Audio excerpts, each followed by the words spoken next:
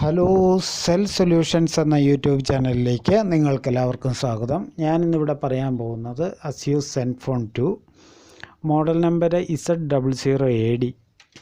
ഈ മോഡലിൻ്റെ മൈക്ക് കംപ്ലൈൻറ്റിനെ കുറിച്ചാണ്. Mic complaint ആയാൽ എന്തൊക്കെ ചെയ്യണം, നമ്മൾ സാധാരണ ചൈന മൈക്ക് ഈ ഫോണിൽ ചെയ്യാൻ പറ്റും, അത് എങ്ങനെ ചെയ്യാൻ പറ്റും എന്നതിനെക്കുറിച്ചൊക്കെയാണ് വീഡിയോ ശ്രദ്ധിച്ച് കാണുക. ഈ മൊബൈലിൻ്റെ ചാർജിങ് കംപ്ലൈൻറ്റിനെ പറ്റി ഞാനൊരു വീഡിയോ ചെയ്തിരുന്നു. അത് മുകളിൽ കാർഡ് രൂപത്തിൽ കാണിക്കുന്നുണ്ട്. അതിൽ ഞെക്കിയാൽ നിങ്ങൾക്ക് ആ വീഡിയോയും കാണാവുന്നതാണ്. അപ്പോൾ നമുക്ക് നേരെ വീഡിയോയിലേക്ക് കിടക്കാം. അപ്പോൾ ഇതിൽ ഫിറ്റ് ചെയ്തേക്കുന്നത് ഒരു ഡിജിറ്റൽ മൈക്കാണ്. അപ്പോൾ ആ മൈക്ക് കംപ്ലൈൻ്റ് ആയിക്കഴിഞ്ഞാൽ നിങ്ങൾക്ക് ഇതുപോലൊരു ബോർഡ് വാങ്ങിക്കാൻ കിട്ടും. ആ ബോർഡ് എടുത്ത് വെച്ച് ഇവിടെ ഈ സ്ട്രിപ്പ് ഓപ്പൺ ആക്കി വെച്ച് ബോർഡ് വെച്ച് കഴിഞ്ഞാൽ തന്നെ നിങ്ങളുടെ മൈക്കിൻ്റെ പ്രോബ്ലം റെഡിയാകും. അത് അല്ലാതെ ഇത് റിപ്പയർ ചെയ്യാൻ സാധിക്കും. അത് എങ്ങനെയാണ് റിപ്പയർ ചെയ്യുന്നതെന്ന് പറയാം. ഇതാണ് ഇതിൻ്റെ ഡിജിറ്റൽ മൈക്ക്. ഇതിൽ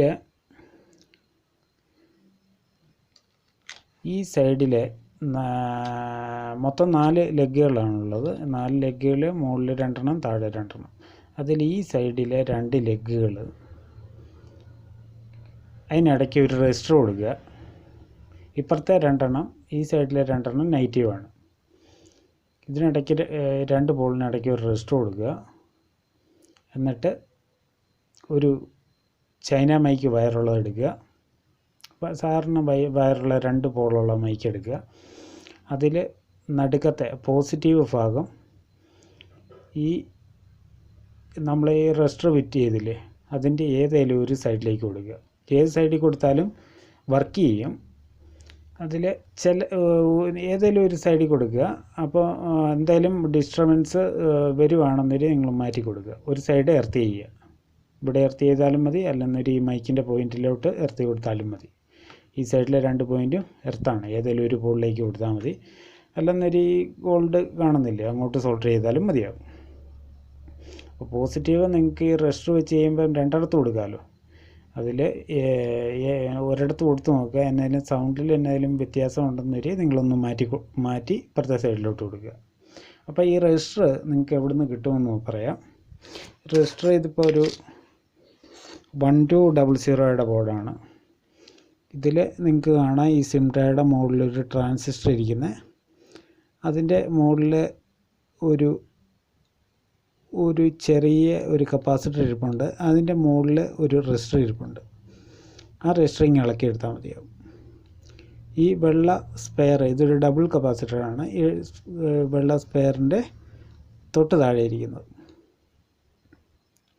ആ റെസിസ്റ്റൻസിങ് എടുത്ത് നോക്കിയാൽ. അല്ല നിങ്ങൾ ഈ ബോർഡിൽ നോക്കിക്കഴിഞ്ഞാൽ ഒരുപാടുണ്ട് സ്പെയർ.